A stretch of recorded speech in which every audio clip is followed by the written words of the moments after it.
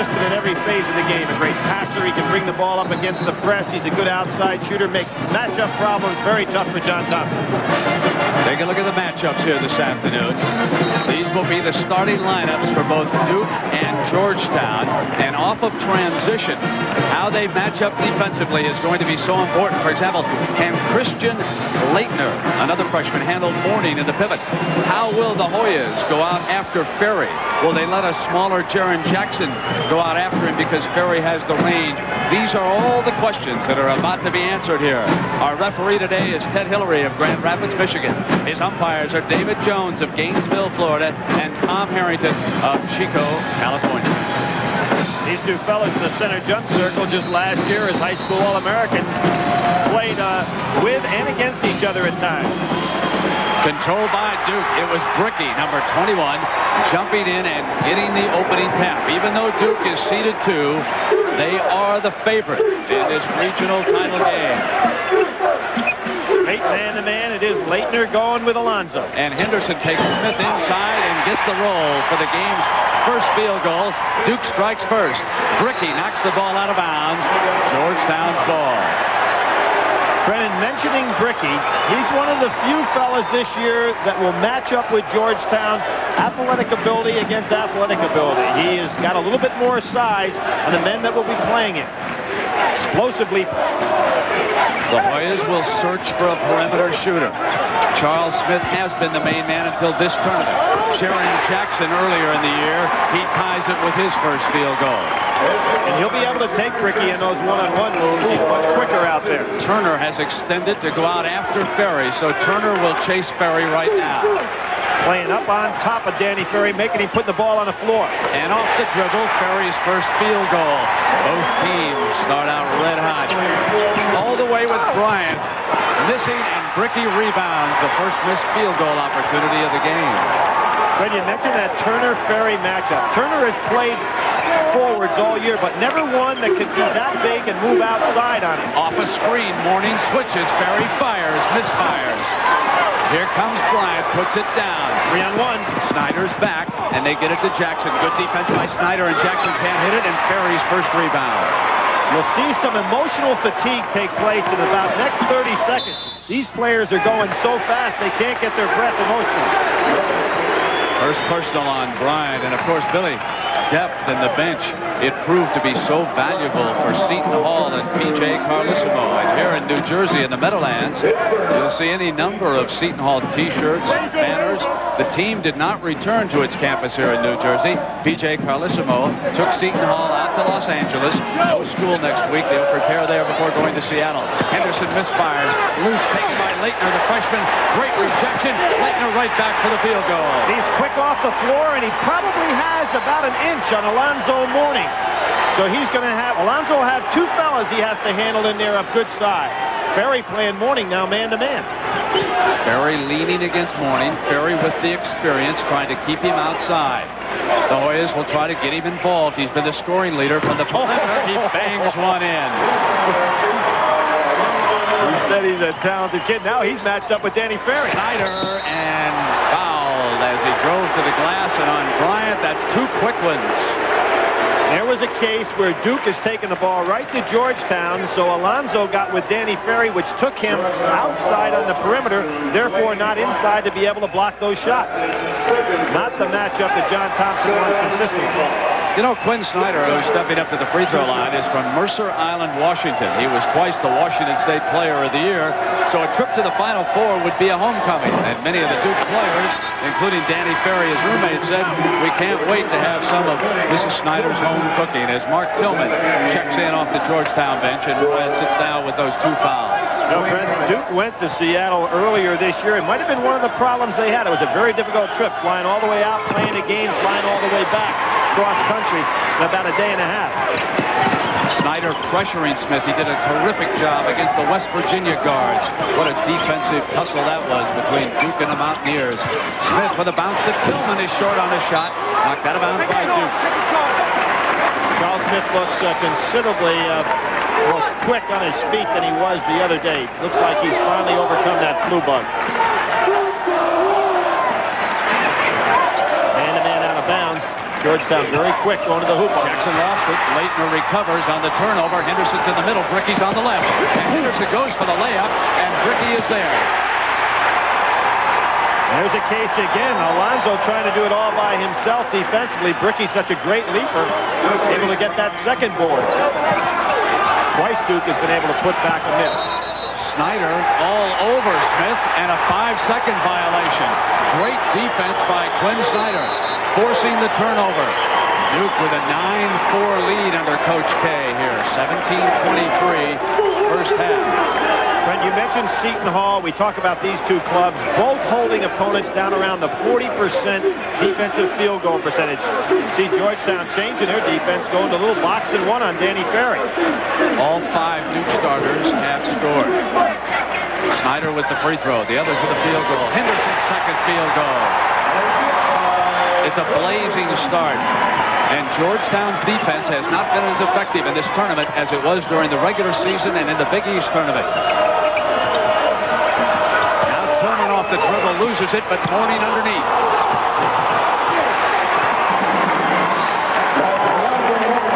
You notice Duke is actually pressing Georgetown in the backcourt more than Georgetown is Duke. Let's check this defense right here. It's a box and one. Put Jaren Jackson on Danny Ferry. Chasing with the shorter man, and Ferry takes him into the paint. Fakes on Mourning, comes up, and he drew the foul on the inside off the fake. Danny Ferry made a good observation about Alonzo Mourning, and we'll see it coming right up here. There's the box and one. Danny Ferry's going to lose Jaren Jackson, come right across the lane. Gets himself an easy shot here. Now watch, he realized you're not going to put it up on Alonzo when he's only 2 feet away from you. The foul is on Jackson as Ferry, player of the year, according to one ballot, not the Naismith Trophy. Been to the Final Four twice in his first 3 years at Duke. Could join Patrick as one of those that made it 3 times. Sam Jefferson checking in, and Turner sits down. This is an attempt by Coach Thompson to get himself a little more speed on the perimeter defensively. If there's anything with this team that Coach Thompson's concerned about, it's speed on the perimeter against Ferry. Smith forces a shot and gets it to fall. It was a 2. Back to within 4. Duke has led it all the way. It was tied at 2. Ferry coming back, got it over Mourning's outstretched reach, and Mourning may have gotten just a piece of it. They get it back in the hands of Alonzo, who can handle it for a big man. It's Smith again. And Mourning underneath. Leitner rejects it. Snyder comes down, 3-on-3. The Hoyas are back, and Snyder to the glass, and it's a blocking foul against Georgetown. Thompson upset.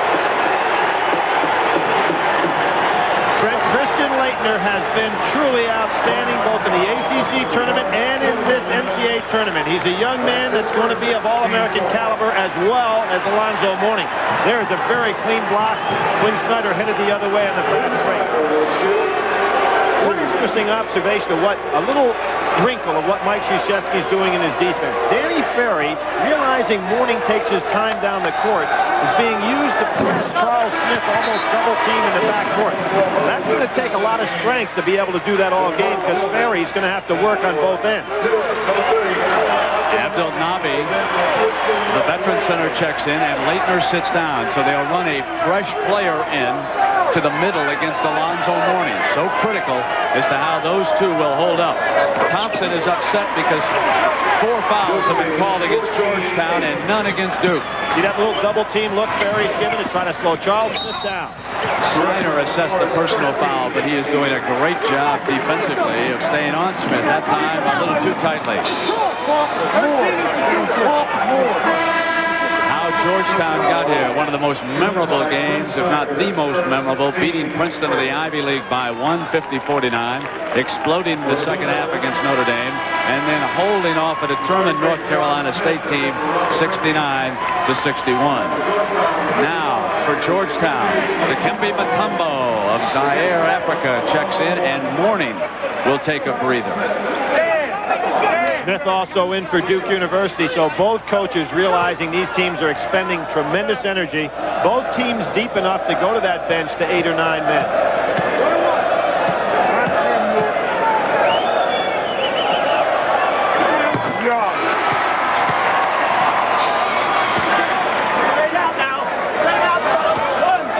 Looks like he wants to get right back in there. Give me about 20 seconds, Coach.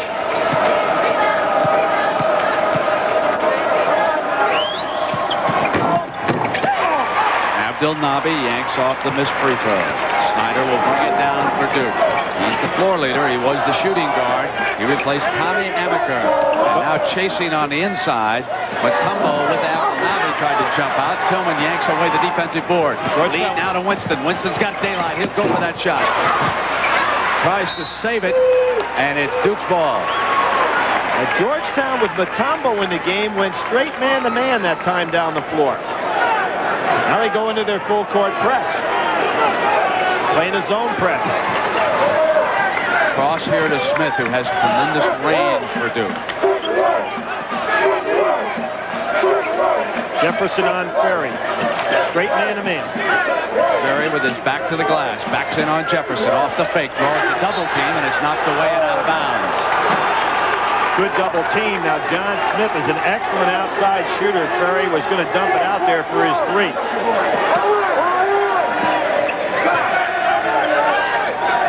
Ferry dumps into Abdelnaby. Abdelnaby going to go, but he traveled.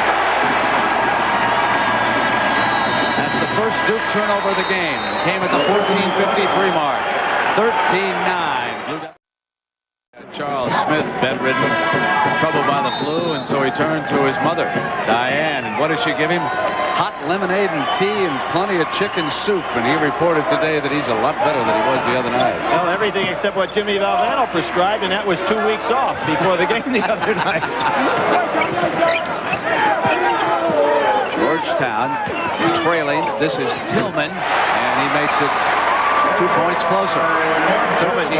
He's going to the basket early here in this ball game. They've got to find another scorer. It's been Jaren Jackson throughout the course of the year. Now let's see the zone. 2-1-2 with Mutombo in the middle. So this is the fourth defense John Thompson has used so far in the first 5 minutes of this game. Ferry working the left baseline. Off with that shot. Tapped by Henderson. Here's Smith of the Hoyas. Drops it to Mutombo for the tie. Mutombo thinks he's back in the Big East tournament. He had a great turn. He hadn't seen much action in the NCAA so far. Didn't play at all against Princeton. Defending Abdelnaby.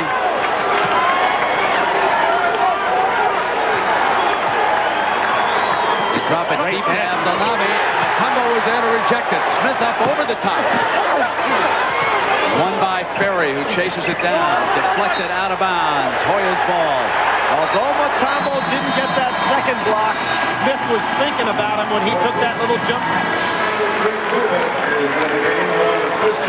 Well, that's a solid 3 minutes John Thompson got out of Mutombo. And Mutombo will sit as Morning is back.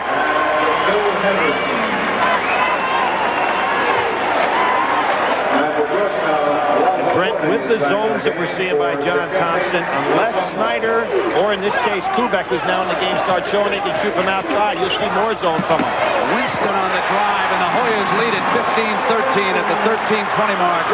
Georgetown's first lead of this regional final. See, they go back into that zone. I think John's comfortable with that defense. He wants to see if Duke can hit one. Kubek into the lineup for Duke. They know Ferry can shoot from out there. They'll play him tight. Snyder's three is off. Hoyas rebound, and the zone throwing Duke off at least for the moment.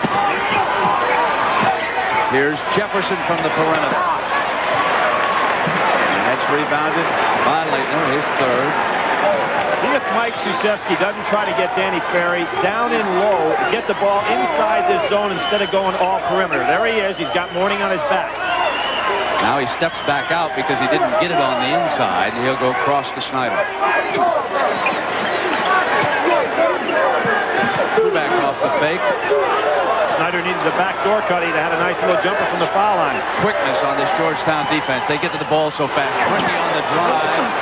Couldn't get it to stay down. Georgetown's ball.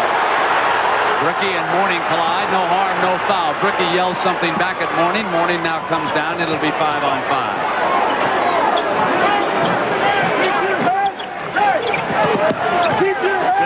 Good check by Danny Ferry that time. Charles Smith had the lane. Winston can take Bricky out here. Go a little four corners, huh? Tillman on the pull-up, and it's a 4-point lead. And Duke has missed its last 8 shots against the Georgetown defense. So Mike Krzyzewski will use a timeout.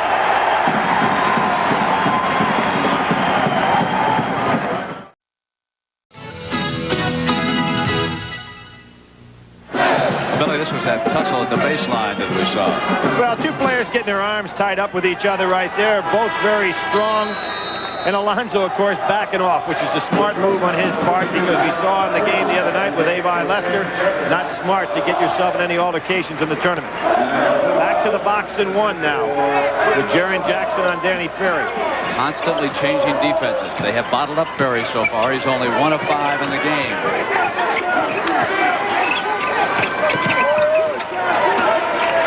Turner very active down that baseline. It'll be Henderson missing the 3, but Bricky with an offensive rebound. The long rebounds off those missed 3s, and they want Kubek. They try to punch to Ferry, and Jackson jumping back in. Knocked it out of bounds. It'll be Duke's ball. 39 on that shot clock. Brent, if you're John Thompson sitting on the bench, you're gaining confidence with the zone, because so far Duke hasn't showed any ability to put the ball up from the perimeter. What Mourning does better than perhaps any player in the country. Another rejection. Tillman pass ricocheting. 3, loose ball. Hoyas go diving to the floor. Out of bounds off Duke. It'll be Georgetown's ball. Brent, you said maybe better than any player in the country, maybe better than any player in the history of college basketball, including the great Bill Russell, because the game has changed a lot since those days. That's the 4th Georgetown block. They've shattered all NCAA records this year in shot blocking. Mourning putting it on the floor, drew the foul from Leitner, and you can hear Leitner exclaim his unhappiness with the whistle. Pretty good defense and good patience by Alonzo Mourning not to put that ball on the floor too soon. To give you some kind of idea about the shot blocking ability of Georgetown, if you take Mutombo and Alonzo out of their lineup statistically, the rest of the team still would have blocked more shots than their opponents. Air ball. Duke's ball. Now Snyder, the point man, is back in the game. Ferry will take it out of bounds. Snyder will see if he can ignite a fire. Duke will not solve this problem or get John out of this zone until they show somebody can hit consistently from the perimeter. It'll be Ferry's chance. Now he's 2 of 6. Other than Ferry. Other than Ferry. 2-point game, 17-15, 10:23 to go.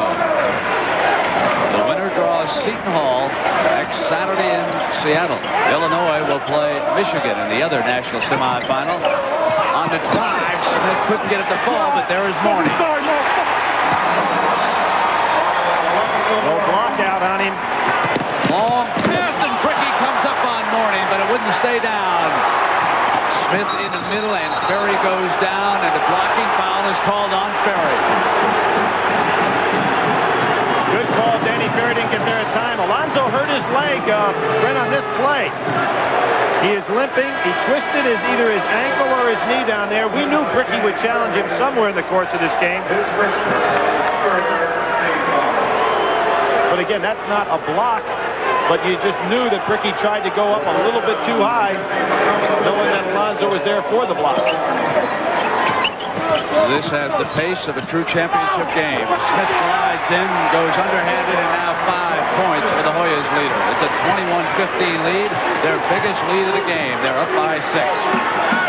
Once they've gone zone, Duke has not had much going for it. And the foul down on the inside was Jackson, who was matched up against the taller Leitner.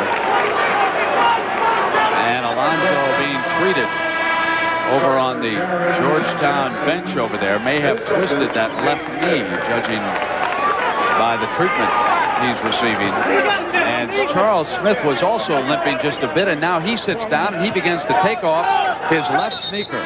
So that ankle perhaps is bothering him too. So the two main men for the Hoyas are out right now at the 9:38 mark. Let's set the lineup. Winston is on the floor for you, along with Jefferson, Jackson, and Tillman, and Mutombo is in the middle. Here is Bricky coming in on Mutombo, and he drew the foul. Brent, I think that's very good strategy on Bricky's part to take the ball to the basket in the form of a dunk. Anytime you release that ball inside the dotted line with Mutombo or Mourning, they're going to pick it off. So you might as well go for the dunk. I think he's changing sneakers, isn't it? So he has a wrap on it. That's a brace that he has around to that brace around that injured ankle. Will shoot two. Ricky with a pair of free throws. I got you, New York. Good shot, Flick. I'm sorry. You can hear Mutombo talking there. He's the incensed. Well, you know what Mutombo is also? He's the designated interviewee. Even he was when he's back not in the asked. locker room. He didn't play much against North Carolina State. John Thompson had to come in and say, "Get your pants on. We're going home." He loved to talk to these reporters. How about the reporter asked him after the Princeton game why he didn't get in the game? He said, "I'll have to tell you in French." Against the Duke pressure now. Without Charles Smith, the problem here for Georgetown. And Duke realizing it. Getting free is Winston. That's his shot. He can hit that running one-hander from about 5 to 6 feet as well as any player left in the tournament. It's 23-17 Hoyas. Leitner with Mutombo stepping out on him. Nice job by Mutombo. Easy, guys.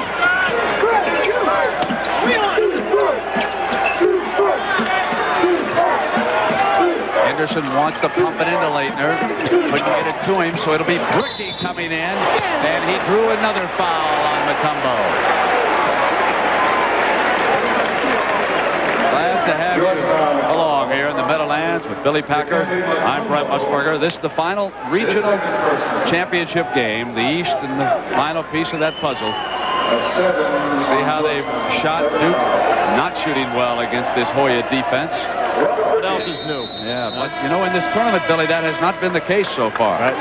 Teams have shot well against the Hoyas as Smith limps back into the war, and what a warrior he is. Now the player of the year in the Big East, in bed all week prior to the North Carolina State game. And Mourning returns, and Mutombo sits down because of the 2 fouls. Mourning has scored 6 points. He's blocked 3 shots. He has not picked up a single personal foul. Another interesting stat when you go through here. Mourning and Danny Ferry this year both had exactly the same number of rebounds on the season, 243. Playing different styles of basketball. The quirk of the stats. Georgetown is over the limit on fouls at the 8:51 mark. Duke still has 3 to give, so you might want to keep that in mind right now. Duke picking up full court and 3/4 court, and what's that doing is allowing Georgetown to beat them out front and getting some 5-on-4 situations. That's why they're going to the hoop so well. Winston has been playing with confidence. He's a veteran. Tillman looks for shots from the baseline in. Turner covered by Leitner now, and Ferry takes Mourning on the inside. Ricky not used to playing a man that far away from the basket. It'll be Tillman on the go. And he banks it in. Shades of Glenn Rice. But he walked before he got that shot off. 25-18, 8-13. Now it's Duke's turn to see what they can do against this zone with Mourning in the middle. Leitner from the perimeter. He has a good shooting touch.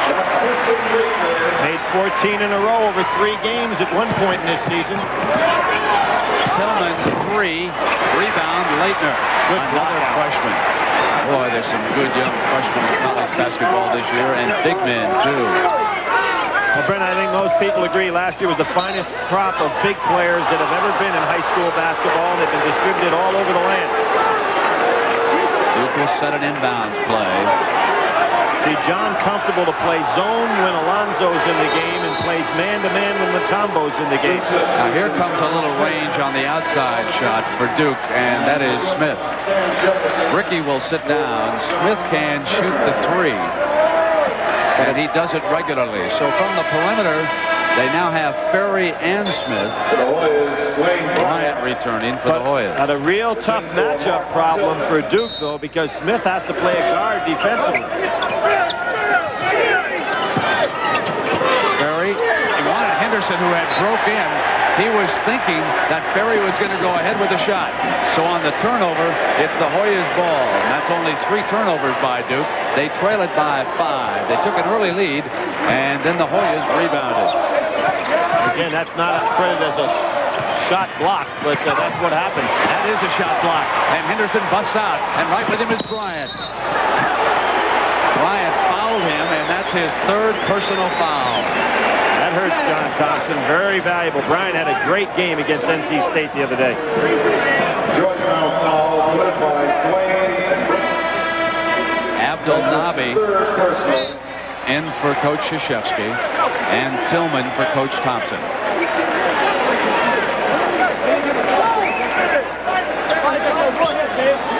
Brent, not only does that hurt not to be able to use Bryant on the floor, but when you get this foul trouble, it takes away the depth that John has been able to use very well, particularly with his backcourt rotation in this game. Henderson's taken 7 shots from the field and hit only 2 of them today, but he comes back with a free throw, and that gives him 5 points now for the afternoon. And for those fans that wondered why there wasn't a violation there on Bobby Winston, the shot went in. So if it hadn't gone in, Henderson would have got another shot. This has been an incredible pace here in the first half of this game. Both coaches using their benches regularly.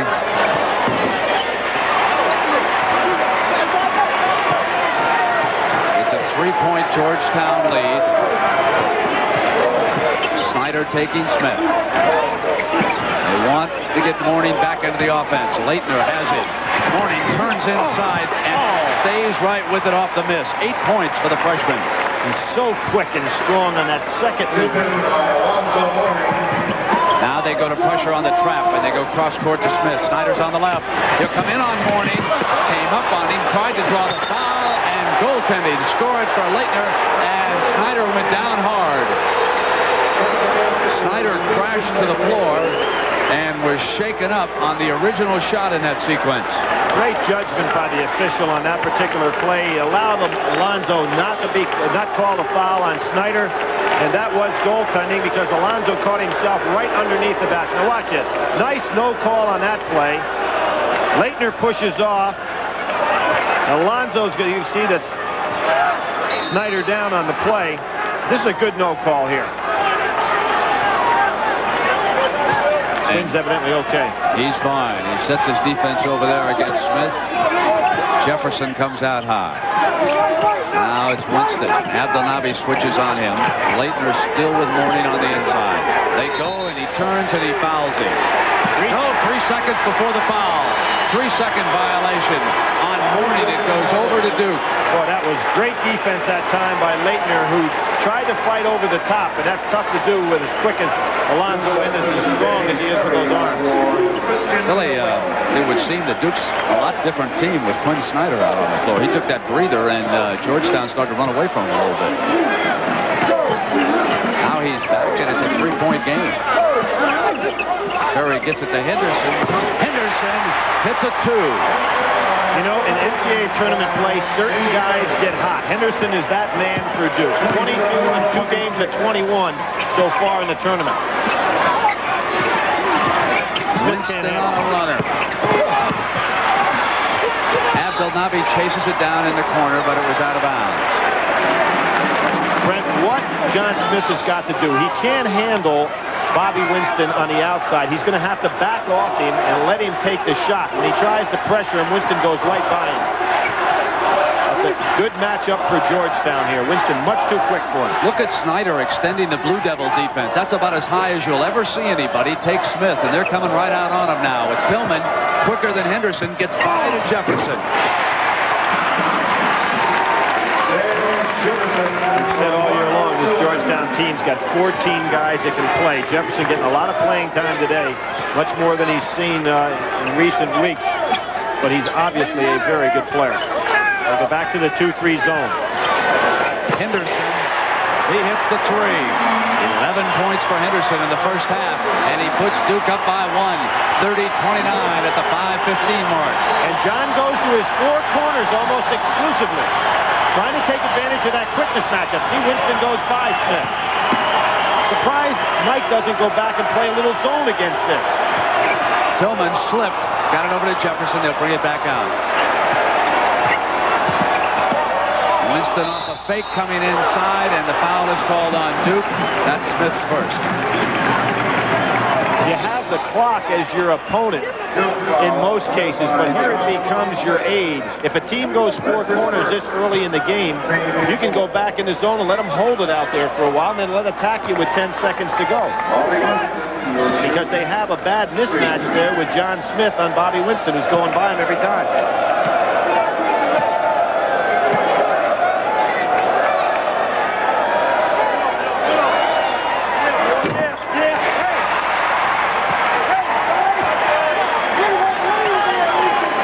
Good free throw shooter, you can tell by the motion.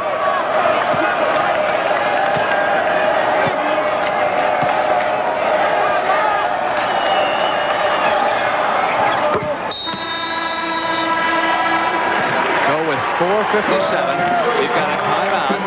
Georgetown leading by 1 point. Paved with heartbreak. Follow the road. The road to the Final Four. The Final Four. Next Saturday. On CBS Sports. Why we got here. Let's take a look at some of the impressive numbers for the teams that are already in the Final Four. And we will get an opportunity momentarily to show you what Seton Hall, Michigan, and Illinois have accomplished in getting there. This is the final piece. It's Duke and Georgetown, the winner to play Seton Hall. East meets West next Saturday. Danny Ferry wants it to be 3 times in 4 years. Beautiful pump fake on Jefferson that time. Georgetown back by a point again. Ferry not on anybody. Charles Smith open. Abdelnaby defended it, forced the turnover. Snyder controls. Tough break for Georgetown because Alonzo Mourning was wide open inside. Henderson rolls. Yanked away by Jefferson. It's 3-on-1. The manpower advantage. Smith pulls up. Offensive rebound knocked away by Abdelnaby. He comes back up and a foul on Duke.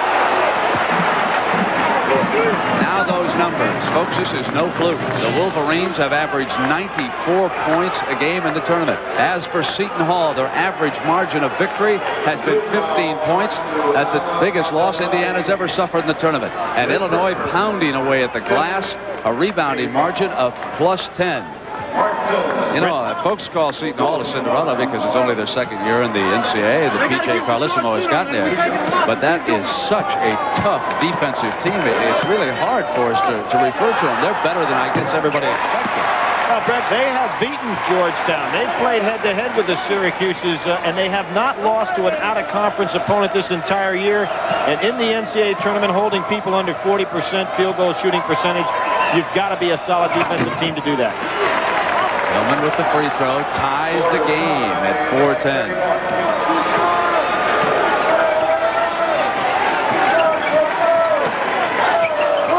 The bounce to Ferry. Smith to double down, and Ferry rises up and didn't get the roll, and now Abdelnaby comes up behind Mourning and fouled him. You see what Mourning did after that? He just kind of brushed right up against Abdelnaby. I mean, he is a freshman, but that is simply a title. This is a guy who plays like a veteran who's going to have a long career in the NBA. Well, Leitner checks back in. You know, think about something, Brent. In regard of his experience, he went to the Olympic trials. He had an opportunity to play there against all the outstanding players from last year, including David Robinson. Went with the team over to Europe, which had an opportunity to work out all summer. Did not make the Olympic team. Would have if he wasn't a rising freshman in college, in my opinion. But he's had a lot of experience since he left high school against the very best in the country. Billy, we saw a picture of Jaron Jackson, the veteran starter. He's handling the ball. He checked back in. Misses on that shot. And Henderson controls for Duke. 3:39. Game is tied at 31. Leitner outside. Second time for the perimeter for him. And I'll tell you, he made that play for Duke on the other end of the floor with a great block out on Alonzo Mourning. And Alonzo glares at the referee as he heads back down the floor. Ferry taking Alonso on the inside. Alonso trying to brush him off and get him away. Ferry school, watching the NBA players, knows a little about hand checking. They get it over now to Jackson. The battle underneath won by the Hoyas. Jackson trying to squeeze it, gets it over to Jefferson, and a foul underneath on Duke. That's the first on Bricky. And I'm surprised there was no 3-second call on that play. Mike Krzyzewski is too. He's talking to officials on the sidelines. Everybody was camped and they didn't get a shot off. So the game is very well officiated though today. I mean, because you're talking about fellas playing up above the rim, full 94 feet.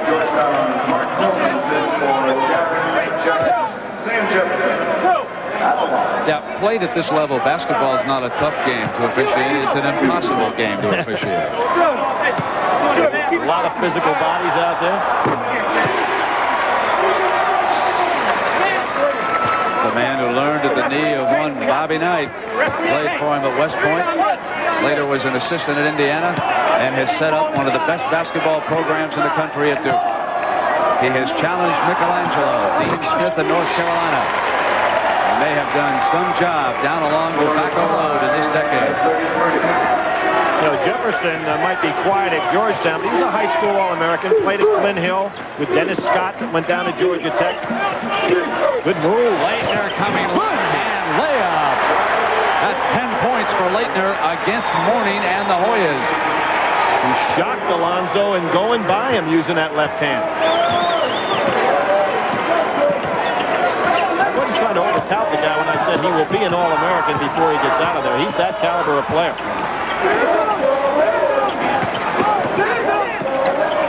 Duke is going out there in that four corners. They're going right with him. They sure are. It amazes me because it would seem that they're overmatched.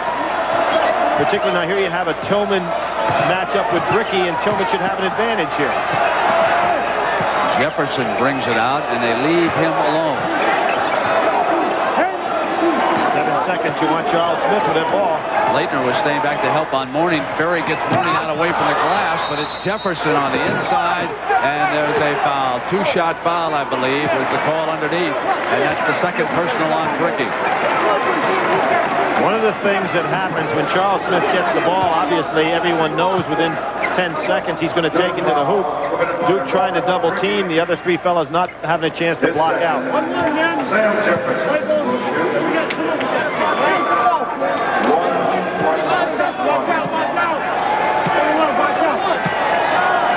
Solid performance by Jefferson so far with 5 big rebounds. John has been able to find the right player at the right time on his bench in this tournament. That has been so important for him. Jonathan Edwards with only 1 field goal, and it was a big one against North Carolina State the other night. Well, Brent, think about the other coaches. Steve Fisher, getting the right guys in the game at the right time. P.J. Carlissimo yesterday with Ramos in trouble. That's part of getting to that Final Four, making those right pulls. Here's Ferry off the dribble. Mourning. Bricky came back, and Bricky is fouled, and he's upset. Mourning and Bricky. And this may have started a time ago when we showed you that baseline tussle on the replay. And Jonathan Edwards is going to check back into the game. Here we see Bricky going up. No reason for him to be upset at all there, but Alonso's always going to get those arms swinging, and so is Bricky.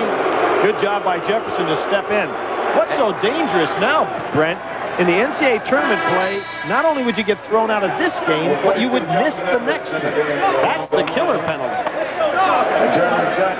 Because the fighting rule continues in the tournament. This is going to be misconstrued, but I'll say it anyway. I don't think Alonzo Mourning's a cheap shot artist. Oh, I don't either. Not at all. I think he is a tough warrior, and he's young. He gets a little carried away out there. I think he's a great talent. He just has to grow up a little bit, because what's going to happen is a player so much more inferior is going to pick a fight with him, and they're both going to get kicked out of a game. And then the loss is going to be enormously more important to his team. That's an old tactic. be quite honest with you, I'm surprised it has not happened before. 36-35. Duke leading. Smith bringing it down, and Snyder has been pounding him. They've got a jump defense right now with Danny Ferry coming out to double team the ball. Billy, are you playing Jefferson? Are you surprised Mutombo didn't go back in? Now, John may be looking for a little stability here the last minute of the half, knowing Mutombo may try something crazy out. Shot not there. Henderson with Smith out, hustles him, and the foul is on Henderson. And now Smith and Henderson exchange words over here on the sideline. Now there's a case. Just everybody calming things down. Jonathan Edwards right there showed why he's in there that last minute. He calmed all his teammates down.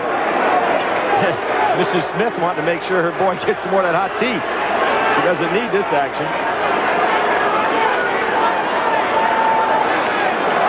Charles gave him a little elbow there at the end, huh? Well, Henderson was complaining that his arm was wedged in between Smith's body and his arm, and he couldn't get away from it. I like that trick. It's been done before. You probably did that at Wake Forest. Only against guys that I knew couldn't whip me. Well, it's really been the intensity of this game, and I must say that with a minute to go, probably both teams could use a little break here before we get ready for the second half. This has been an unbelievable pace for both John Thompson's Hoyas and Mike Krzyzewski's Blue Devils. Neither team backing away, and that's an important thing to consider when you play Georgetown. Sure. They play you tough and physical, and the only way is to look them straight in the eye and say, we'll play that way too. I mean, that's just the way it is athletically, and I don't think anybody should make any great big headline deal out of it. It's been a great game. 101, 36-35. Here's Smith at the line.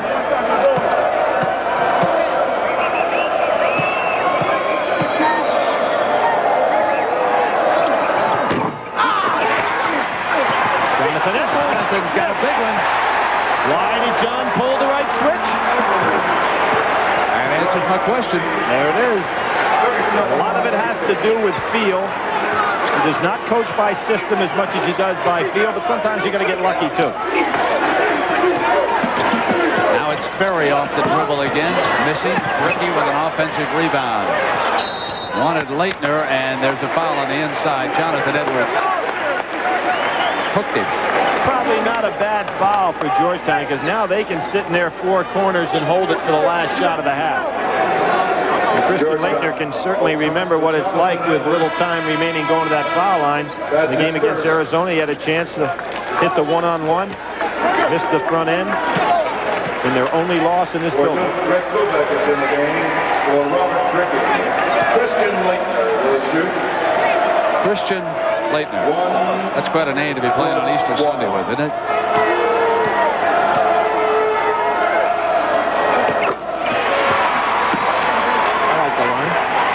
Tied at 37.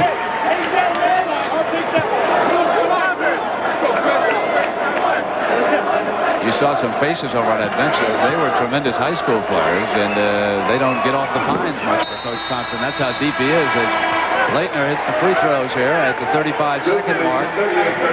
Now you'll see the four corners now by Georgetown, as John puts actually four guards in the game. So there'll be a definite mismatch here for somebody.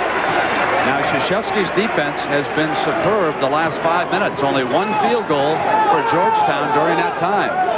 And Mike Krzyzewski does what I anticipated earlier. He went to the zone. No sense playing the four corners man-to-man and getting burned. So he goes zone with a matchup 2-3. Takes away that advantage Charles Smith would have in the last 10 seconds. They're looking for Charles Smith going to the corner. Tillman bangs the three in as time runs out in the first half.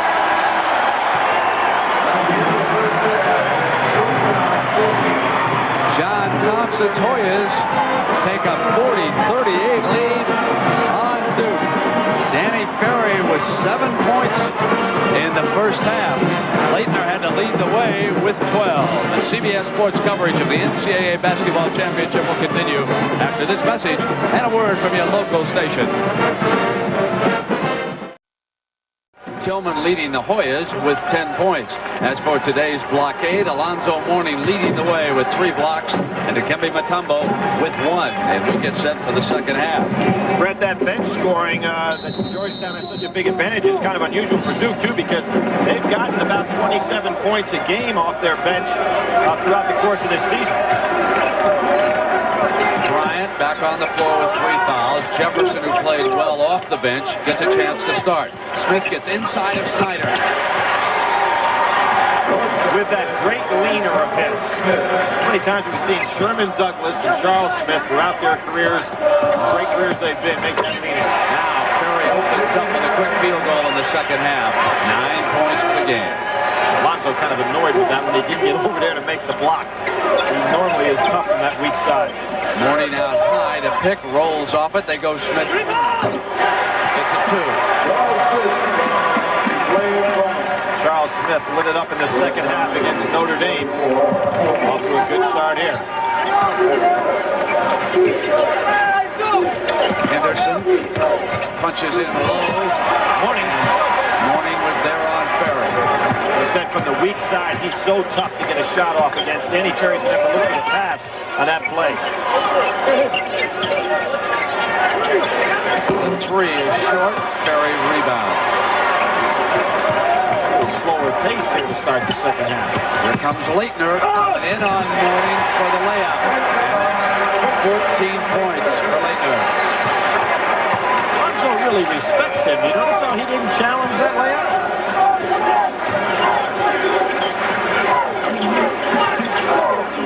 They wanted it. Deflected Bricky. Back to Jackson. Over to Bryant. And it'll go out of bounds. Duke's ball. Leitner apparently injured his wrist, and Ala Abdelnaby replaces him.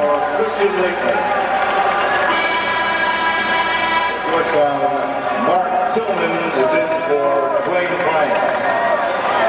Bryant goes out. John Thompson telling him on the way out, I want more movement from you. Tillman, who had a very, very good first half. Remember, Bryant's got 3 fouls on him. As Leitner has tended to on the Duke bench, Thompson is telling Smith to try and pick up Snyder, and Perry comes out and screens for him. Snyder goes in, Abdelnaby can't rebound, and now Smith bolts out for the Hoyas. 3-on-1, middleman Jefferson. He misses it, long rebound to Snyder, but Mourning is back. Bricky breaks with Snyder, and he'll have to pull it out.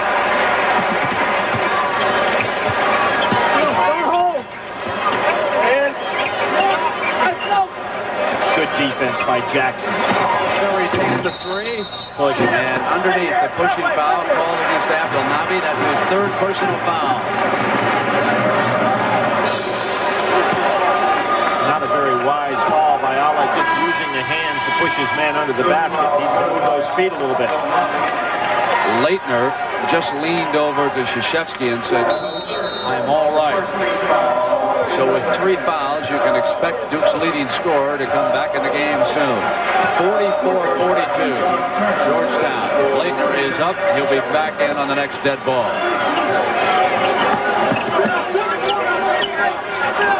Tillman on a run. Oh, he's been so tough. Scoring. The foul, you put the basket down and send him to the free throw line. He scored 12. And it's an offensive foul on the play. Tillman doing a great job today. Hit that 3 right before the end of the half. There's another one of those leaners. They call the offensive foul, but give him the basket. John Thompson getting a great play off the bench. Leitner in. Perry again in the backcourt, helping Snyder bring it up. Very deep. And again, Mourning trying hard to get over and help Turner. That's 11 points for Danny Ferry, and he starts to heat up here in the second half. Smith is picked off and hurt his ankle again. And that was Snyder, his 2nd personal foul, and he begins to limp again on that painful, injured left ankle. Brent, it's kind of interesting. John Thompson is such a good student of the game, and he sees as soon as Turner comes in the game, Ferry goes inside, and he plays too big for Turner. And they go to that lob. That's where Jefferson did a nice job taking that lob away. One combination is Mutombo and Mourning together in this situation. Jackson left alone, misfiring, yanked off by Snyder. Duke with a chance to tie. It's Henderson. Alonzo got hit in the eyes and did not run down the court. He's annoyed right now. He got a shot on that last rebound exchange. And Mutombo will replace Mourning, who did not want to go out. Alonzo thinking some guys taking some cheap shots at him. I didn't see the altercation, but he got hit evidently in the eye, definitely in the face. We're tied at 46, inside of 17 minutes. Smith into 3 Blue Devils, and it's against Georgetown. Well, the most impressive stat that Danny Ferry has, in my estimation, is he leads his team in charges taken. That's something for an All-American. Timeout in the Meadowlands.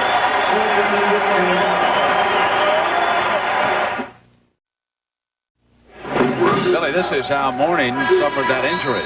You're going to see Christian Laettner putting the elbow there on the block out. He comes back up with it and hits Alonzo right in the face. Now Duke bringing it up against the Hoyas. Score tied at 46. Laettner into Ferry's hand. Nice assist by the center. Good square up by Danny Ferry, too. Fundamentally sound there.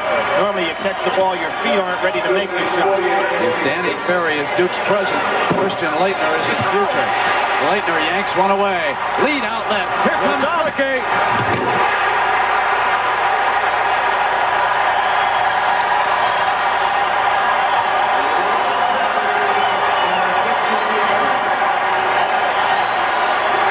Brent, this is a gut check game. Of all the games we've seen this year, I don't think I've seen teams called upon to show what kind of men they were like in this game, and Georgetown wants to slow things down a little bit. Is he a kind of shot? And he hits it. It's a 2-point game at 15:39, and Turner's first field goal of the afternoon. Now it's Duke's turn. Brent, the reason I thought that'd be a bad shot, because Turner looked like he wanted to shoot it as soon as he caught it. A 2 for Ferry, and he is warming to the task in the second half. And Mourning quickly returns for Thompson and the Hoyas. So, like all big men who have stood out, he assumes the role of the villain as some of the boos come cascading down, and he should accept that as a tremendous compliment. 1 spot left in Seattle. A Big Ten matchup. Will it also be a Big East? And then the winners meet on a truly big Monday? We'll find out. And John goes back to his little 4 corners, trying to occupy and take Duke out of this great run they have by slowing down momentum. You can see John over there telling his team, I just want to slow this game down. So many ways to take away tempo. Ferry sealing up the front of Mourning, and Laettner is behind him, and they can't punch it in, so Turner takes a runner. Great play by Turner. He recognized that Danny Ferry was not guarding him. 2 plays in a row, he goes for the score. Laettner's open momentarily, comes right back, and it's a bad pass out of bounds. The Hoyas with a chance to tie it. Right here we'll see, but John Turner recognizes, hey, Danny Ferry's not anywhere near me. He makes 2 great plays. About a junior college All-American. 2 smart plays. Now Ferry getting on him a little better now. Turner to Smith. Smith hits it and ties the score at 14-25. That's our 8th tie here in the Meadowlands in this Eastern Regional Championship. Snyder on a rub-off, tries to get past Smith. Bounce for Bricky. Saved by Hoyas. Loose. Laettner gets it back. They hit Snyder. Comes up high and gets it to fall over Mourning. His first field goal of the second half. Christian Laettner, though, again, Brent, coming up with a great steal. It's been everywhere today. Switch men. Now Laettner's on Turner. Ferry goes back on Alonzo. And Ferry scratches and claws in front of Mourning. And Laettner off the miss. So they are keeping Mourning occupied. They come across the Ferry. Dumps in Bricky. Jump hook. Tapped back in by Henderson. See if John Thompson says to slow it down again in the 4 corners. He wants to take the great momentum Duke has away from him. Billy, he's got to find a way to get Mourning involved offensively. Here comes Smith on a glider, tosses it up, and Ferry yanks it away into Snyder's hands. Both teams very tired right now. Duke wanting to run. And away from the ball, it's on Turner, his first personal. That's the third foul on the Hoyas this half. 2 team fouls on Duke. Brent, here's when we start talking about a foul away from the ball. Turner trying to go right through Henderson. When a man sets the screen, you got to go around him. City's sitting down. Right. And Thompson sends Jefferson back. Alonzo Mourning has not scored for Georgetown since the 7-minute mark of the first half. I think it's a great substitution by John Thompson with regard to Charles Smith. The kid's been out, sick. He's trying to do it all himself right now, and gave him a little rest. Now, this is a different 5. Thompson searching for a different alignment. Does not have Matumbo or Edwards out there. He's gone with Jefferson down low, and he has Turner out here on Henderson. So we have not seen this alignment against Duke. Well, then you get the ball to Henderson. And Ferry got in behind him and drew the foul from Jefferson. Alignment, and what happened is Georgetown didn't realize who they were guarding that time, and the Henderson-Turner matchup won't work. John will have to change things. Billy, what do you think about Mourning coming out and this alignment going? Well, it really confused. They were prepared for Charles to go out, they being the players on the floor, but they didn't expect Alonzo out of there, so they got caught in mismatch. 9 of Danny Ferry's 16 points against Thompson and Smith and the rest of the Hoyas have come this half. Talking. It's a 6-point Duke lead, 58-52. Jackson coming into the paint area, and a blocking foul is called before the shot.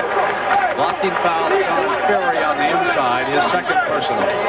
Team's third. That was created because John Smith called upon the guard, the quicker Jaron Jackson, couldn't get out in time. Left Danny Ferry back there all by himself with nothing to do but try to draw the charge.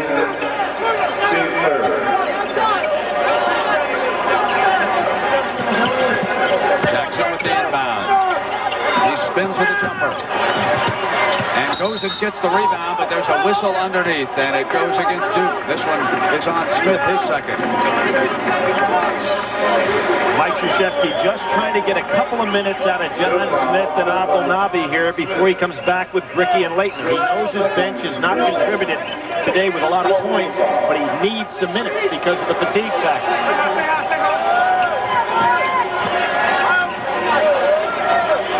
Duke goes zone, 2-3 zone now. Showed it a little bit in the first half. Abdelnaby takes Jefferson on the inside. Hoyas at the perimeter. Jackson will come to the top. They punch to Jefferson, and he gets it into Turner. Turner not there. Tillman charges, but Ferry comes away.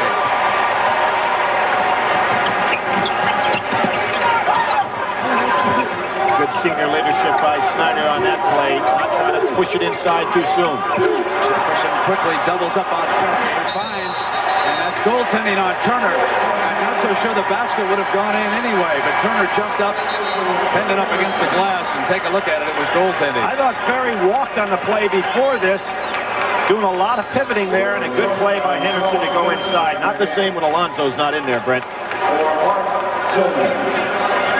Smith off the Hoyas bench.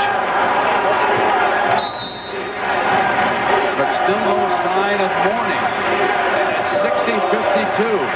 It's an 8-point lead by Duke. Rested Charles Smith. Expect him to try to explode here offensively. Bryant coming inside was fouled by Henderson.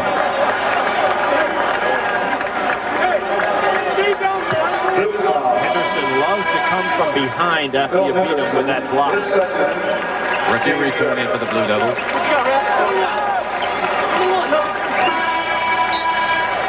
And Winston will check in for Georgetown. Tell you something, tomorrow morning, which is Easter Monday, there will be some sore, tired bodies on these two clubs.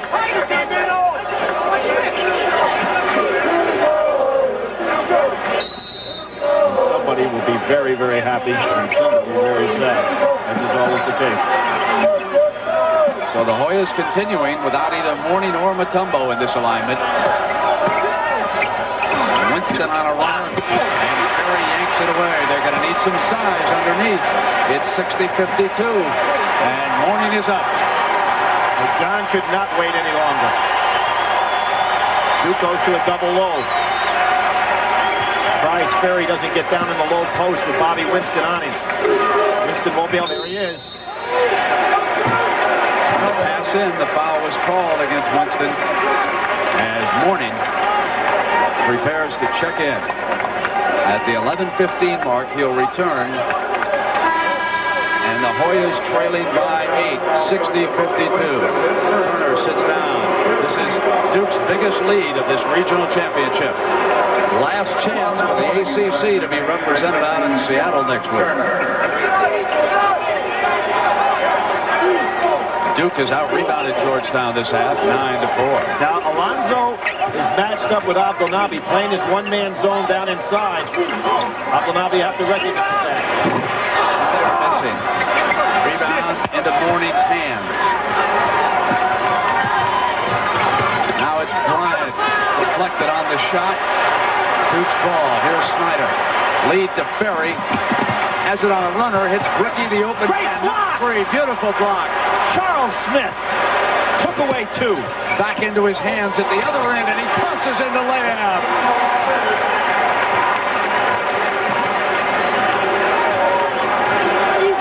That may have been, Brent, one of the key plays of this game. They punch into Abdelnaby. Pump fakes on Mourning over the top, misfires. Here's Bryant. Bryant leads Mourning down the floor.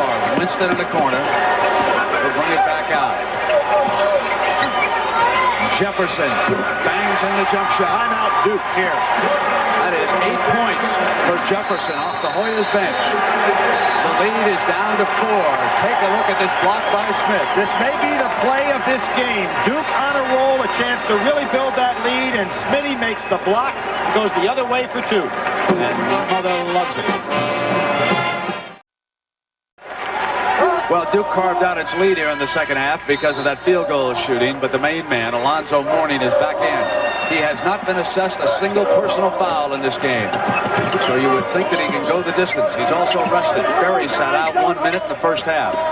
This is Leitner, who has played extremely well and held up all game long so far. Ferry's got Bobby Winston on him. He wants the ball in the low post. Snyder's 3. Not there. Out of bounds, hit last by Georgetown. Duke's ball.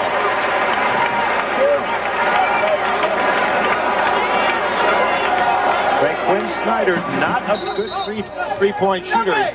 He's only hitting 28% on the year, although he takes them. It was kind of unusual to see him take one at that point with Winston on Danny Ferry down inside. It's the only part of his game that has suffered as he replaced Amaker as the team leader.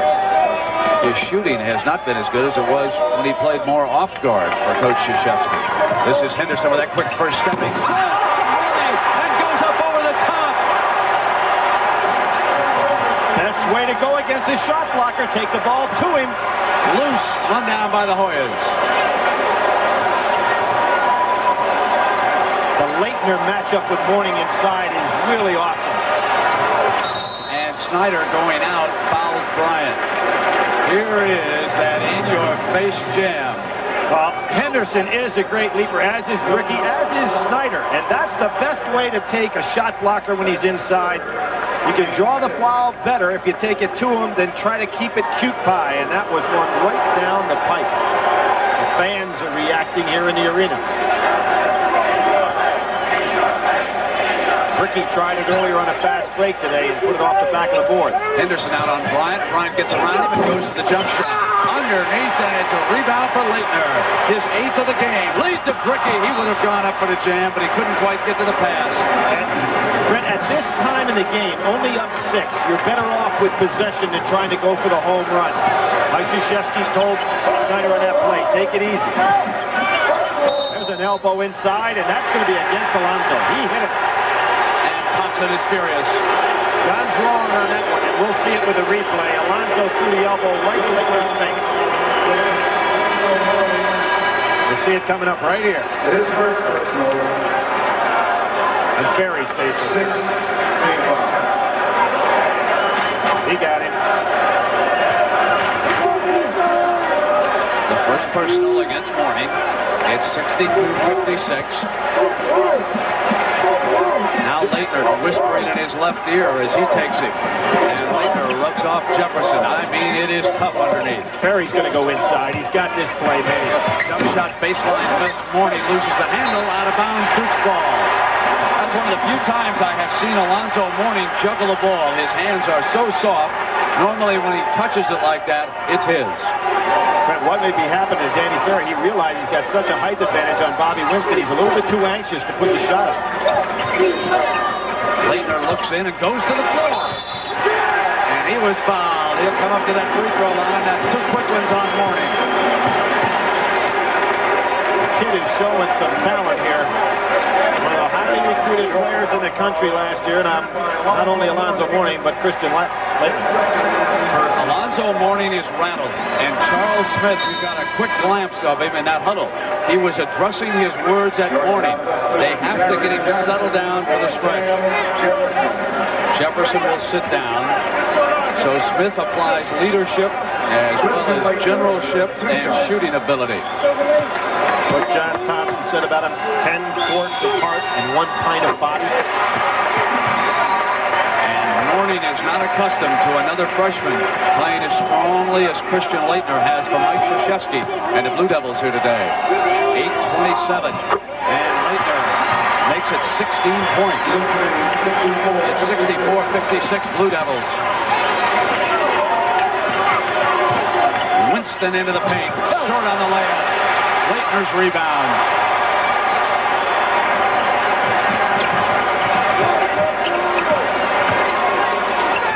Ferry off the double back to Snyder, who passes it up, and Leitner from the perimeter hits another one. It's a 10-point lead. Inside of 8 minutes. Thompson wants a timeout.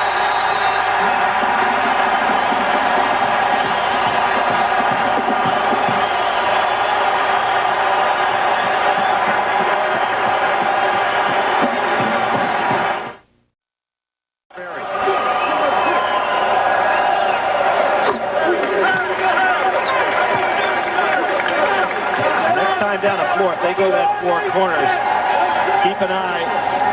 John took Turner out of the ball game because he recognized what Mike was doing. So see if Mike Krzyzewski tries to change up. Now it's back to a 10-point margin. Here's the press. Replacing Turner. And as they show press, with Turner is going to replace Mourning at the 7:02 mark. That's just a quickie. He's going right back in. He won't let him in at this point. You know, one of the things that Mourning is experiencing here today, probably his first taste of booze. I don't remember at any place we had been, and we've seen him on the road.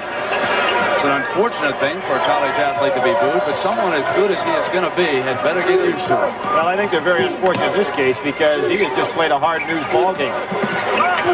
Ricky spinning. Ferry on the outside with Mourning tracking him, and Ferry takes him to the paint. It's 70-58. Now John can afford to go into a patient game. Mourning on the inside of Leitner, and that's who they've got to get involved. 10-point difference. They've got 6:26. And they hit Henderson on the break.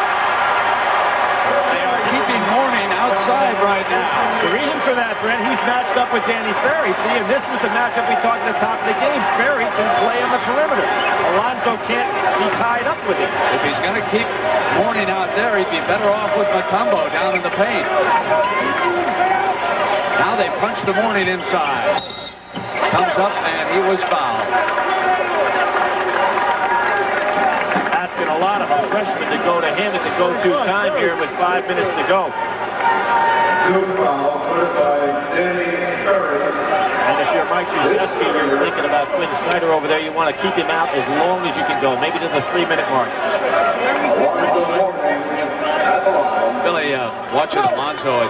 Who do you think it was, the first coach who said there's a good-looking woman on every street corner of the United States, but a shot-blocking big man is awful hard to find?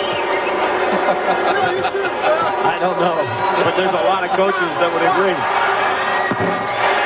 Was it Dave Pritchett? Is that in that program? Yeah. Dave Pritchett, one of the all-time guys on the road, did a great job for Lefty Driesell as an assistant coach, but no stone unturned. Great comment. Just inside of 6 minutes.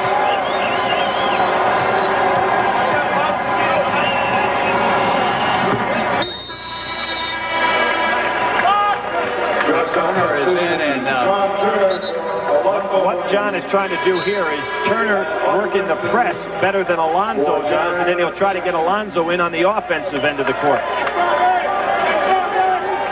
Boy, he never would have taken Patrick Ewing out of a press situation. He had to put him back there in the center, and if you beat it, you had to get up over him, and that was tough duty. Well, this is a small team that Georgetown has on the floor right now. Ferry wants it inside. Whip past the Leitner, and he was fouled. Put him on the line. Too small a team, Brent. Too small a team. Duke is playing right over the top of him. Alonzo's got to get back in there.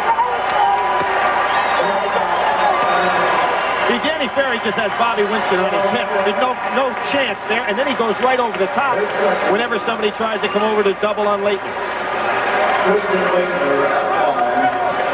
Warning back up and ready to check in.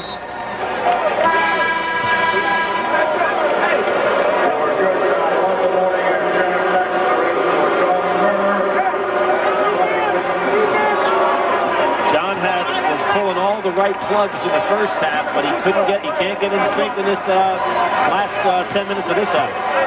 The other freshman center moves center stage today in the Meadowlands. The deep depression against Arizona is forgotten right now with 5.5 minutes to go. Leitner on the doubles ahead. And again, Smith scrambling to the floor. Tillman misses on the three. Duke on the rebound with Bricky. Didn't want to get cute with Alonzo. He got to get it up over half court.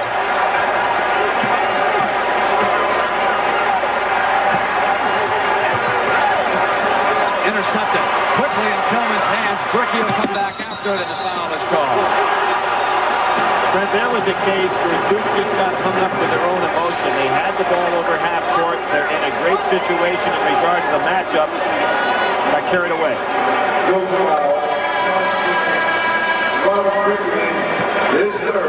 Now, Quinn Snyder being sent back in by Krzyzewski. Is this deja vu, folks? Do you remember the Eastern Regional Championship last year? What this defense did to Martin Macon, the Temple sensation? And here today they have rattled Alonzo Mourning. And they're on the brink of springing again to their third Final Four of the decade out of this building. There were some great shots yesterday in that Vegas game of Lois Tarkanian. Working those rosary beads wasn't good enough for her yesterday, and it's tough on these coaches' wives.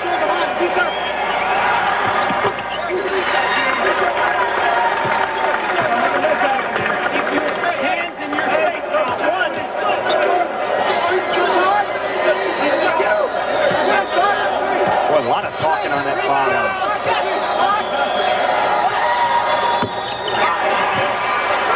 Winston with a strong rebound. That could count. Put it down and send him to the free throw line.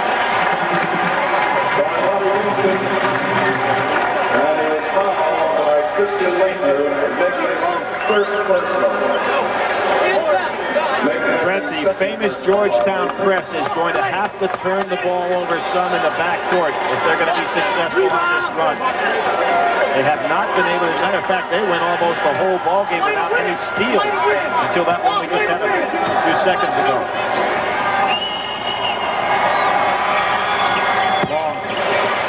But Jefferson pulls it away. And here's Smith on the drive for the layup. 17 by the senior guard. Now they turn the pressure up, but they get it to Bricky. He'll come up, and here's Leitner. It's hacked away beautifully by Winston. Leads Smith, and the Hoyas retreat quickly. Now it's Smith who's open over Ferry. He in the jump shot. And in just a quick few seconds, they have pulled to within 7. Lead on the turnover again. It's the defense creating the offense as Tillman is fouled by Leitner. And Duke may have celebrated a little early.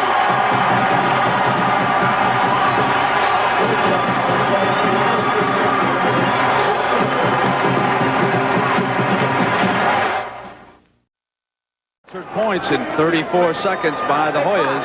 They have closed the gap right now, and Coach Krzyzewski down to his last timeout at the 4:30 mark. Coach Thompson still with 2. Both teams over the limit, and in a hell ball situation, it will go to Duke. 7 points in 34 seconds. They've been doing off of missed free throws. They've been getting the ball back. Their defense has always been a big part of their offense. Clear out now for Smitty. Tillman with the 3. Leitner to help out. Back to Ferry against this pressure defense. He wants to clear out to take him one-on-one.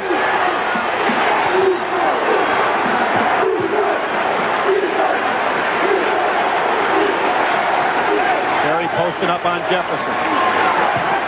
John Thompson has moved Winston over to Leitner.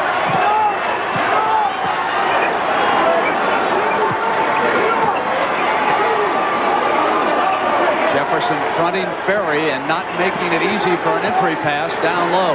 They go to their double post offense, trying to get Danny Ferry the ball. They wanted Snyder. Ferry loose. Hoyas go diving after it, and they come up with it. Here comes Smith. Bounce pass to Bryant on the drive.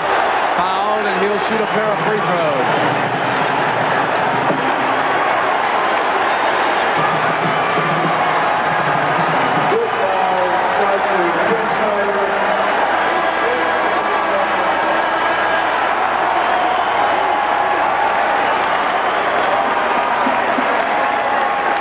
So the team leader, Quinn Snyder, fouls out of the game with 3:22 to go. And before he leaves, he has a talk with the rest of the squad on the floor.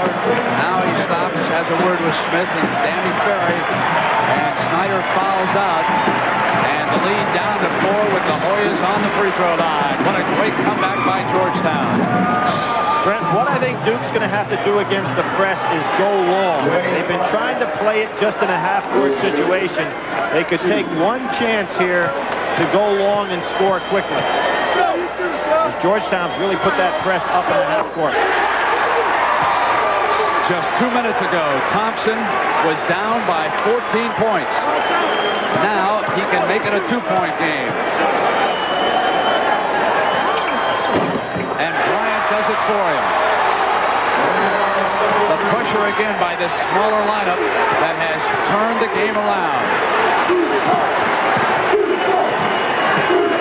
Way to fight over the screen there by Charles Smith to hold on Jefferson. Jefferson out on Ferry. They'll shoot 1-and-1 now. They're over the limit. Georgetown foul put by Sam Jefferson, his 3rd. So Ferry can end a string of 12 unanswered points here by the Hoyas. John Thompson looking down at bench, thinking with the lead he come back with Alonzo, but he keeps Alonzo down there to take advantage of this quick lineup. 2 different halves scoring for Ferry. Hits the big front end there with Byrne watching. Well, he started this season as the MVP of the Tip-Off Classic, and the Player of the Year in the ACC. Denver certainly needed those 2. 77-73. Time remaining in regulation. It's been an emotional roller coaster here in the Meadowlands, and Smith bangs in one for the Hoyas with Diane, his mother, watching. With that type of clear out, they have nobody quick enough to take Charles Smith. Whip it inside for Smith. He loses the handle, but Henderson's got it, and Winston knocks it away to Ferry.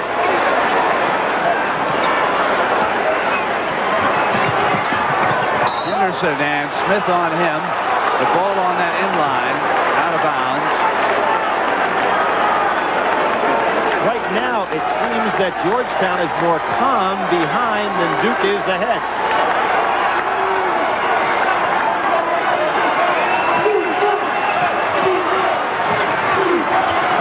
Jefferson off the bench has given him a big lift. This time he reaches around Bricky and commits his 4th personal foul.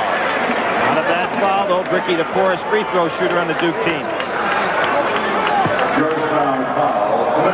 Now, Brennan, interesting stat. We saw LSU have this after them a lot, but Duke has been beaten in the last 3 years by the team that eventually won the national championship. The finals against Louisville, Indiana, and of course last year Kansas. As Jefferson leaves, you saw Mourning come on.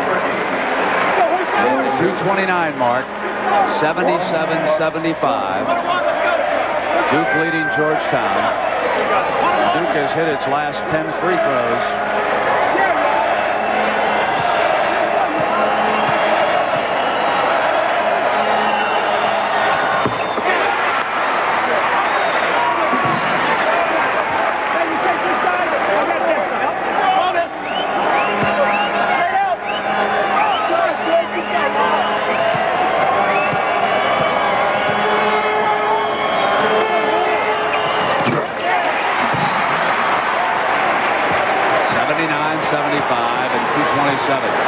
They're clearing out a whole side for Charles Smith. Nobody over there with Henderson at all. Just one-on-one. And Ferry helping out. Leitner jumps for it. Loose ball. Both teams go down like an Easter egg hunt. And a foul is going to be called on Smith.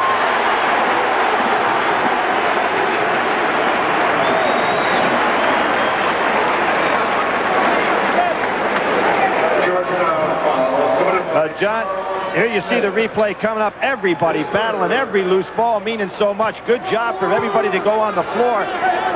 Bricky and Smith coming up with, and there's Charles Smith reaching in and commits the foul. 3 fouls on Smith, who leads the Hoyas with 21 points.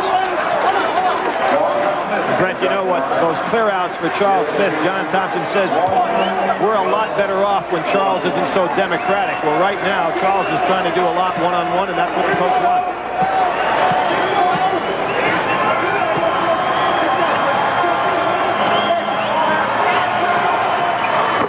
That's 80 points in this game for Duke, and this team is 25-0 when they have scored 80 or more points.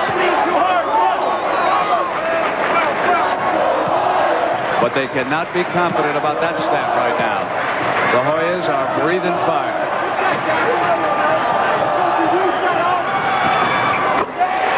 It's 81-75, and we come down to the 2-minute mark of regulation.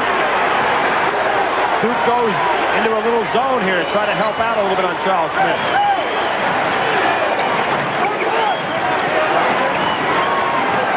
Mourning wants it. Mourning over Ferry. Threw it up too hard, and Bricky came away. Good pass. Now it's Henderson. Smith tries to stop him. Ferry will set it up. They'll run some timeout with a 6-point lead, and the clock coming down toward 1:30. They go in their little 4 corners, but Georgetown, pretty good defensive team on the floor right now. Ferry not the one they want to foul. Mourning comes out to double. He wanted Smith. Bad pass. Out bust the Hoyas. It's Winston in the middle. Winston comes in and hits it. Makes it 81-77. I think Duke's better off playing their regular offense. Long pass to Leitner. Leitner draws the foul on Winston, and he will come to the free throw line. So the freshman with a chance to redeem himself at the line, and the score 81-77 and 109. Brent, when you're 109, you've got a 4-point lead. You can use the 45 seconds twice and force them to foul you here. Duke, I'm surprised, going for home runs at this point at the 1-minute mark. Probably because Snyder is over there on that sideline. He gives Krzyzewski so much leadership on the floor as Winston now is replaced. He fouled out of the game, so he can only watch. As Leitner with 23 points, he's been perfect from the line so far today.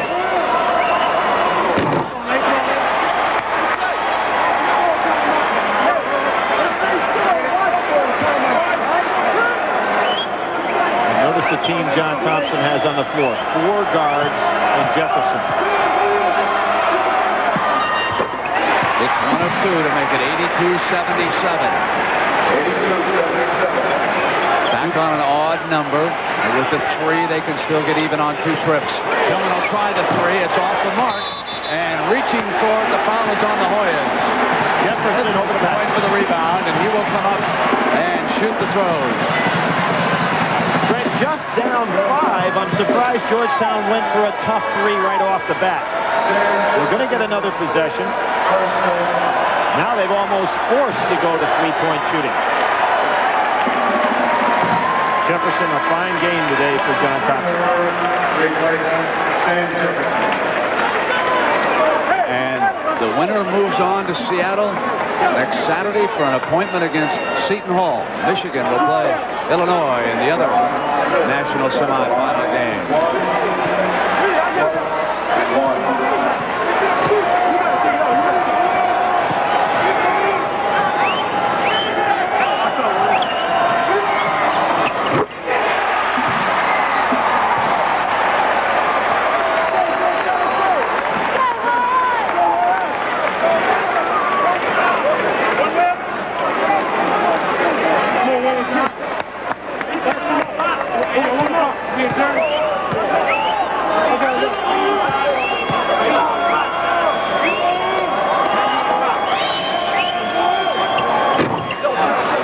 Point lead with inside of a minute to go.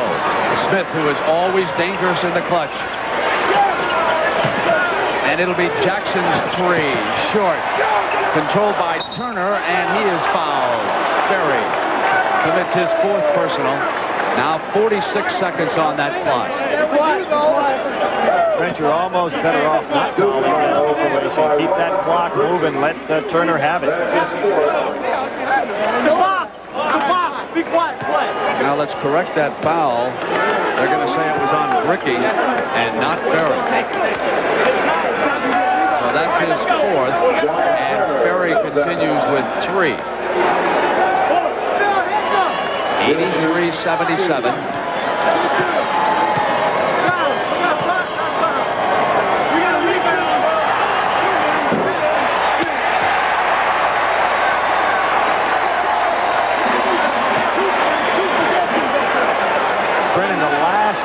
Years, we're guaranteed now 11 out of 12 of the contestants will have come from 6 conferences, of which these 2 leagues obviously fall in that mix. John Thompson was signaling for someone to come around the side if there's a miss. The Hoyas were able to work this off missed free throws. Bryant starts in behind. There's a miss. Ball, that's everything. He wanted it off the iron, and they were slipping Bryant in from the left side. But he missed everything. It'll go to Duke. 46 seconds. If it does not hit any portion of that rim, obviously it becomes the other team's ball, and that's why Duke took it over. Leitner drops it. Hoyas ball. Jackson looks for Smith. He presses one up. Jackson underneath. They don't foul him, and it's Smith's rebound. 33 seconds. Blue Devils closing in on Seattle. Long pass now to Bricky, and the seconds tick away. They'll have to put him at the free throw line. Good touch pass. They move the ball, and the Hoyas can't get to him. Now they crash into Henderson with 16 seconds.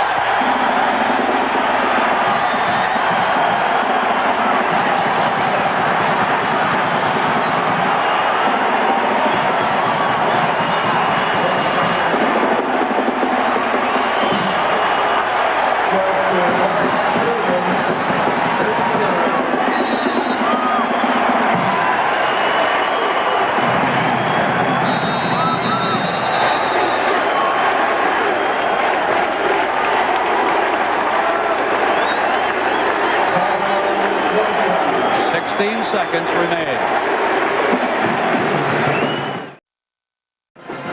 So the man they call Coach K, Mike Krzyzewski, is 16 seconds away from taking a team to the Final Four for the 3rd time in 4 years.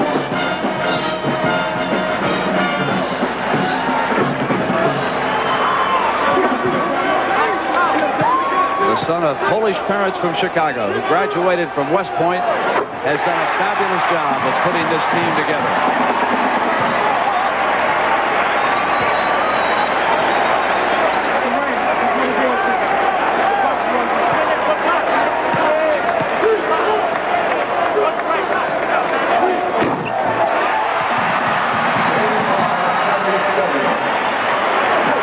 Blue Devils will try not to foul. Just let the Hoyas hoist one up deep. Smith, which should be his last shot as a Hoya.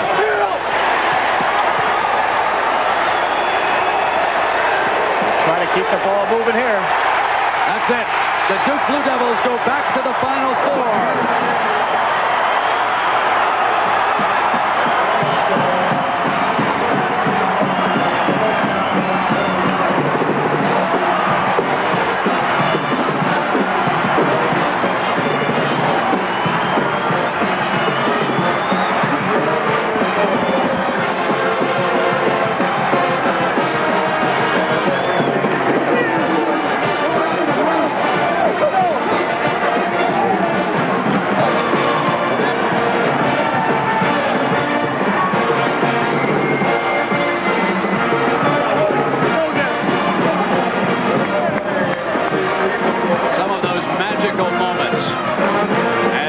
Seconds tick down, and you realize you've made the Final Four again, and you hug your point guard who will have a homecoming, and your wife enjoys every fabulous second for the stands.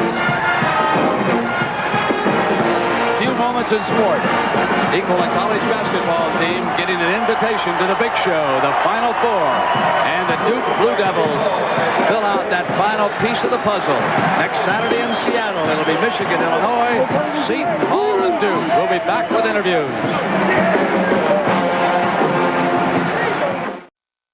Blue Devils head back to the Final Four for the third time in 4 years.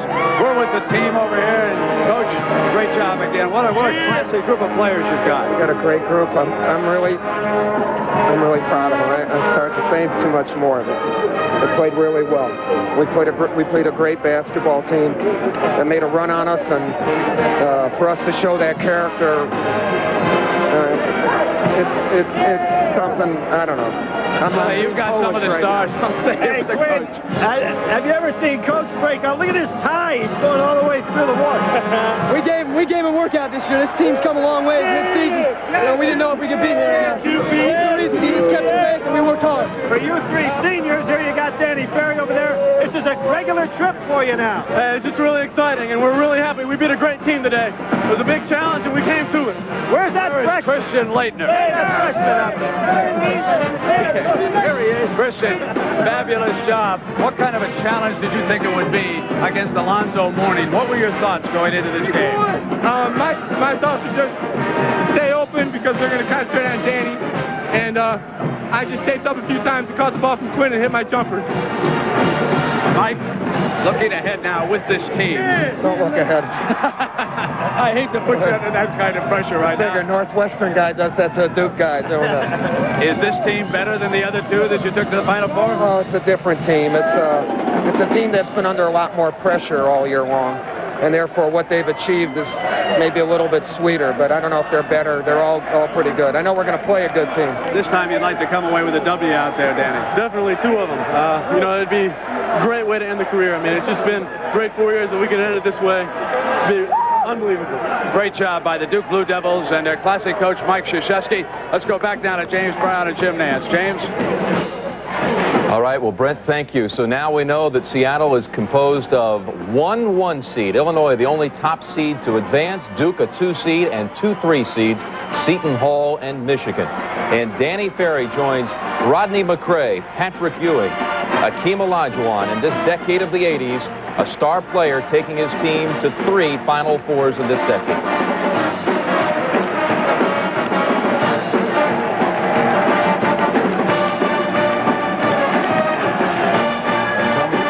Important. Duke goes 5.5 minutes without a field goal, but 18 of 20 from the free throw line. Chevy MVPs for Duke University. Who else? Christian Laettner, the freshman, a career-high 24 points and 9 rebounds. And for Georgetown, Charles Smith closes out his career with 21 points. All right, James. Cameron Indoor Arena to the north, the Meadowlands, as the mastery continues for Duke, having advanced out of the East with a win over Navy in '86, Temple last year, and now Georgetown, heading to Seattle, the Duke Blue Devils. Next Saturday, we can now set the lineup. The countdown at the Kingdome, 5 o'clock. What's going on? It is incredible, Tina. The place is erupting.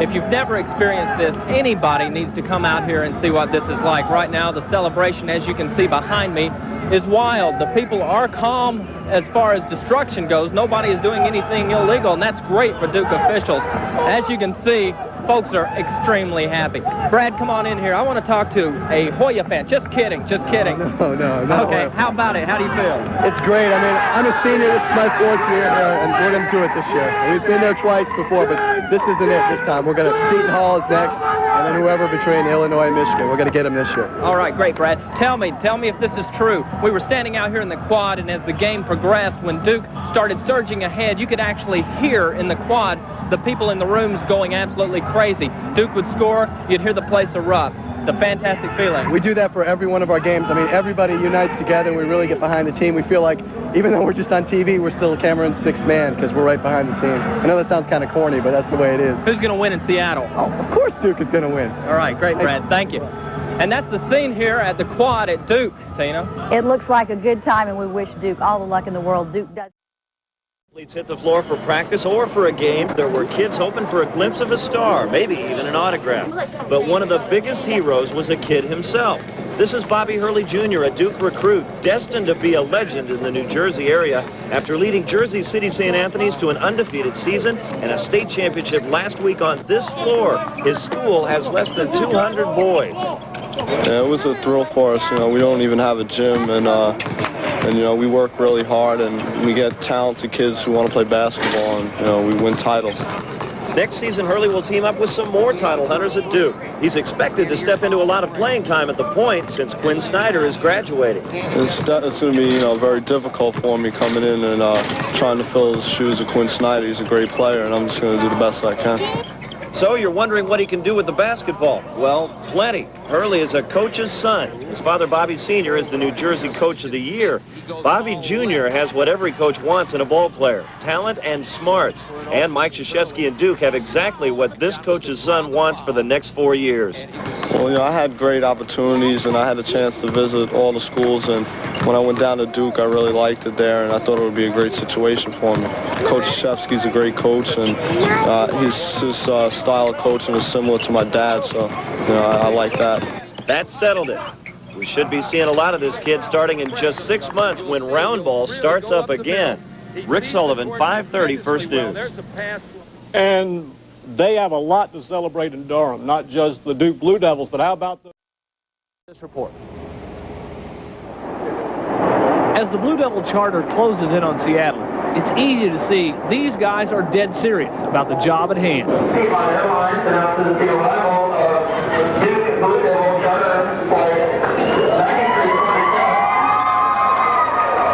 The Duke seniors are making their 3rd trip to the Final Four in 4 years, but the magic never wears off. Well, it's just as exciting. You know, I'd be lying to you if I said no. I mean, sure, the experience and so on is, I think, hopefully will help me calm down a little bit when the game starts and so on.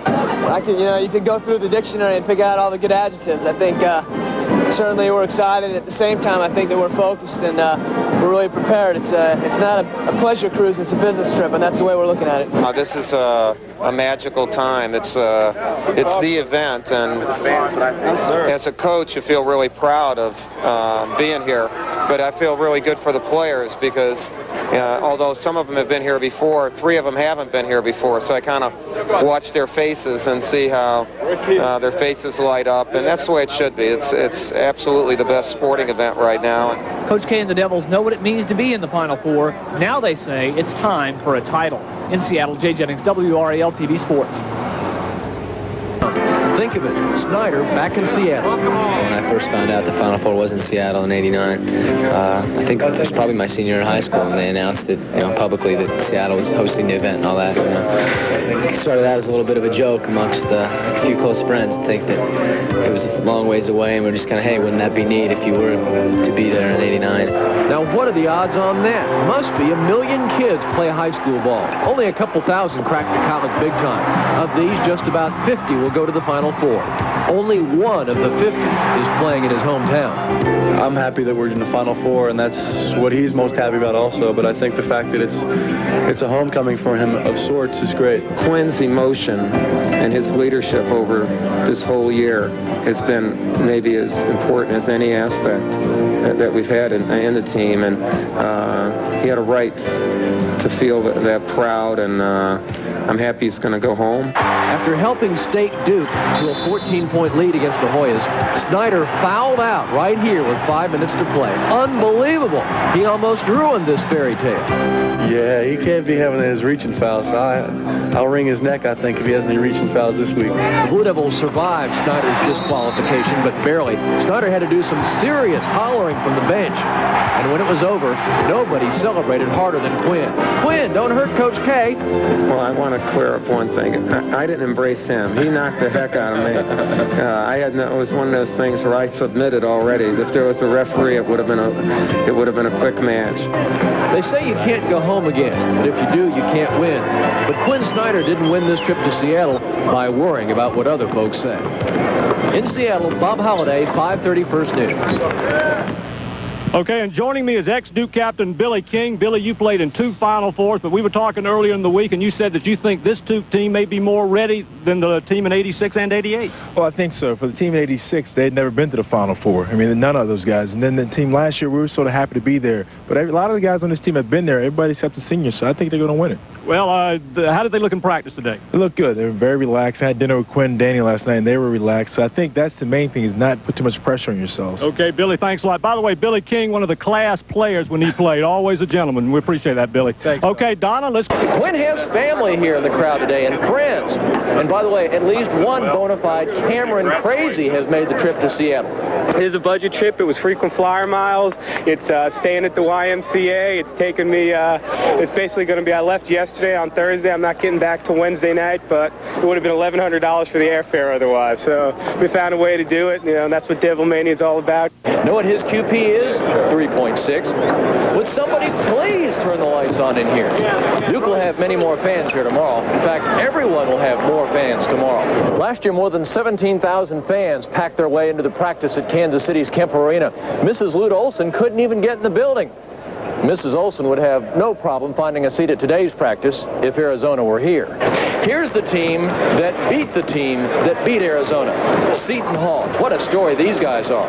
I know PJ felt he was good, or his team was good, and that they had a chance to advance. But I mean, it's just the most amazing turnabout that I can remember. The story of the decade, in a sense, that this program, that a fledgling program, and him struggling, turned it into this phenomenal success story. Seton Hall's the most surprising entry into the Final Four, but Duke is the most familiar. Still, you can go to the Final Four a lot and still not win. I think we're all hoping that the experience is going to be good for us. I think we all would expect it to be, because it's not so new, so to say. We kind of know what to expect. And in the meantime, would somebody please turn on the lights in the Kingdom? In Seattle, Bob Holliday, WRAL TV Sports. All right, and if you want to talk about workouts today, Duke went through a pretty good workout for about an hour, worked up a good sweat. Seton Hall came out 25 minutes late, shot free throws, did a few little layups. They didn't do a whole lot, so they probably practiced somewhere else today, I think, in another gym. We're set. All the talking's done. We got the Final Four tomorrow, and it looks like it may rain again, so and here's the best they can come up with for this second Seattle umbrella that I've...